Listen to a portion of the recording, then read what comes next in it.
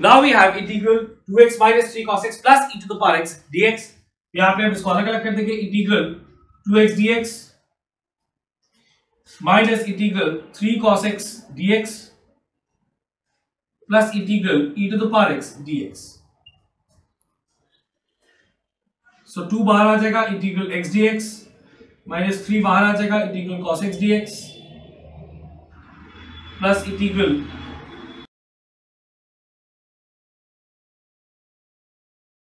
e to the power x dx. यहां पर हमको मिलेगा x²/2.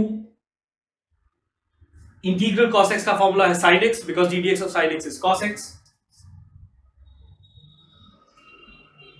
Integral e to the power x is e to the power x only, plus final constant c. And यहाँ पे 2 cancel out हो जाएगा. This is the final answer. x² minus 3 sin x plus e to the power x plus c.